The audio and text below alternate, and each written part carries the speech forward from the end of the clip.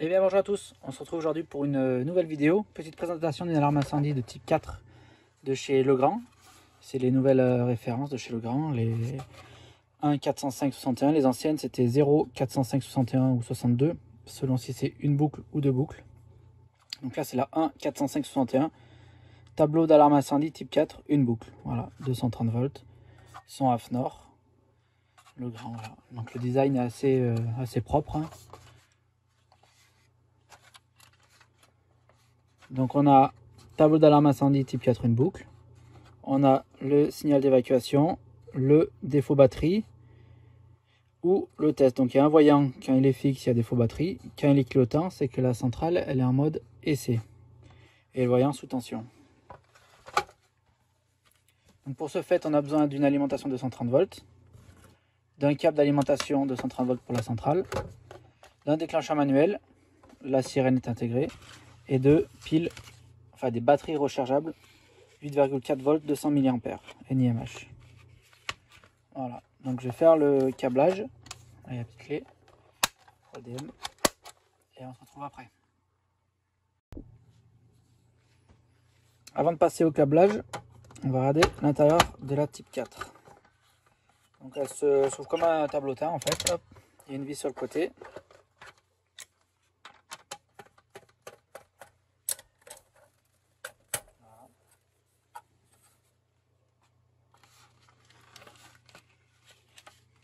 Donc pas grand chose dedans, hein, comme toutes les centrales de type 4.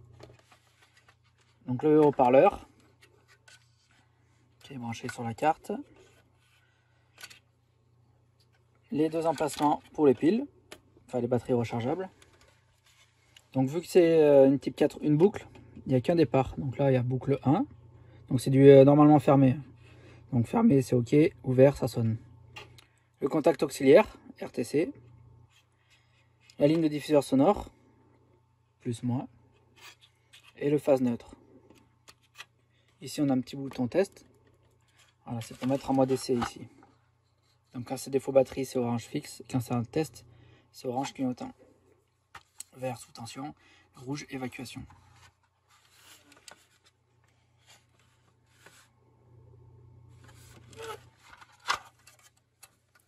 Et ben on va passer au mode câblage. Voilà, donc j'ai câblé le secteur. J'ai câblé le EDM. J'ai pas câblé encore les batteries. On va essayer de faire les défauts batterie. Donc ici on a un cache, vous voyez, qui peut s'enlever. C'est pour la protection électronique. Parce que toute cette partie là, c'est en 230 volts. Donc faut pas y mettre les doigts, surtout pas. Voilà. Donc il y a un cache.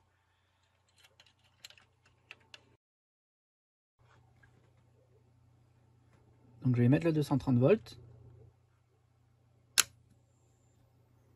On va tester le différentiel. Donc il marche bien. Voilà, donc j'ai 230 volts qui arrivent ici. Donc faut faire attention à ne pas mettre les doigts trop. Car il y a vraiment 230 volts. Hein. Il n'y a pas de basse tension. Enfin il y a du 230 et de la basse tension. Là, on voit le transfo là. Voilà. Donc là on a le voyant orange qui est fixe. C'est normal. C'est parce qu'il n'y a pas les accus. Donc on va mettre les accus.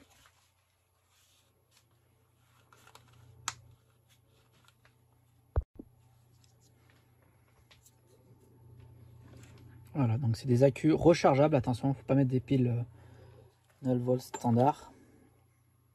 Comme celle-là. Ça c'est de l'alcaline. Qui ne se recharge pas du tout. Il faut vraiment mettre des piles qui sont rechargeables. NiMH. Donc on va les mettre dans ces logements. Une ici.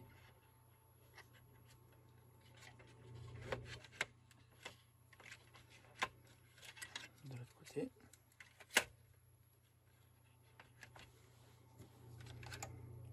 Et une ici.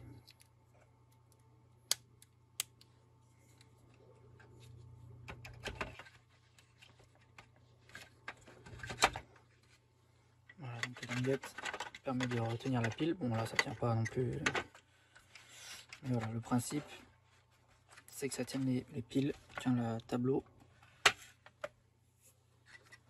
Et les poser en hauteur. Donc là on a toujours le voyant orange. J'ai branché les piles.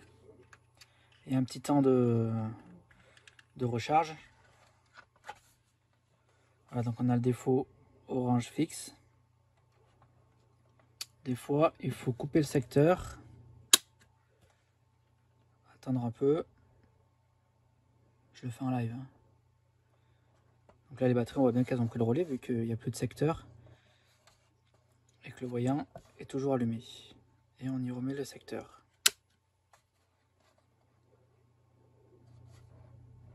Donc il y a un petit temps de recharge.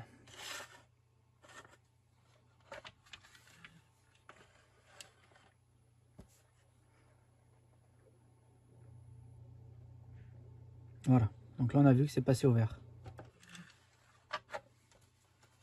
Donc là c'est sous tension, c'est parfait. Si je coupe le secteur,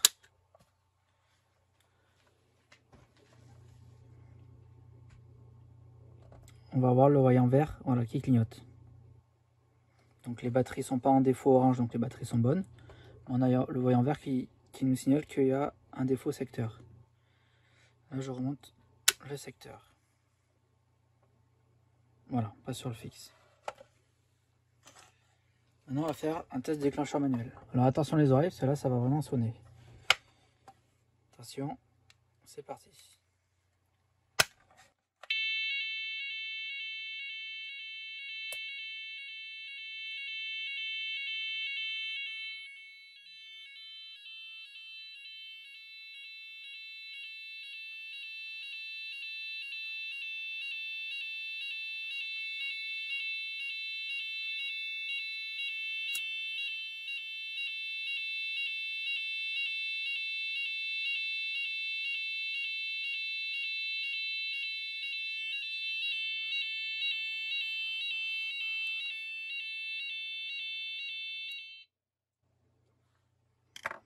Voilà, donc c'était pour faire un essai.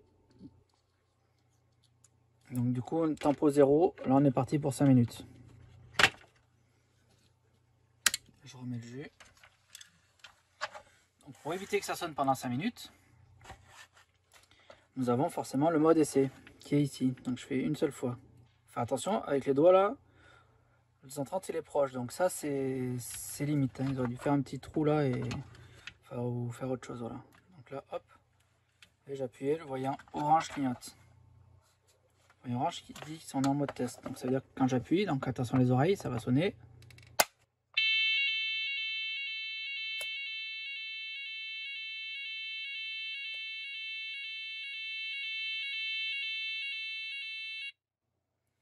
Voilà. Et dès qu'on réarme, la centrale s'éteint toute seule. C'est ce qui n'était pas le cas tout à l'heure quand j'ai déclenché que j'étais pas en mode essai.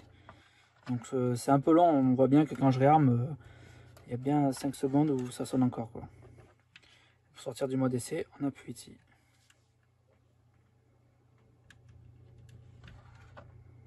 Voilà. Ici on a le contact auxiliaire. Je ne sais pas si on voit bien, j'ai fait voir tout à l'heure. Donc le contact auxiliaire il change d'état quand les sirènes se mettent en route. C'est-à-dire que la sirène va sonner pendant 5 minutes. Le contact va changer d'état. Donc le NO va devenir NF et le NF va devenir NO. Donc c'est pour faire du relayage. C'est dommage qu'on n'ait pas les défauts secteur et batterie qui soient reportés sur un défaut qui soit à côté par exemple. Voilà. On aurait pu surveiller la centrale 24 h sur 24. Voilà. Parce que si on fait un défaut, on n'a que le défaut visuel, on n'a pas de défaut sonore. On a bien vu que quand je coupe, il n'y a pas de bip qui se passe. Donc on peut couper le secteur, les piles se vident, voilà, personne n'est au courant de rien. Donc le contact auxiliaire, c'est pour faire, admettons, des coupures sono ou faire des reports d'informations, voilà, mais uniquement quand les sirènes se mettent en route. Voilà, j'espère que cette petite vidéo vous aura plu. N'hésitez pas à poser vos questions et à vous abonner. Voilà, à bientôt.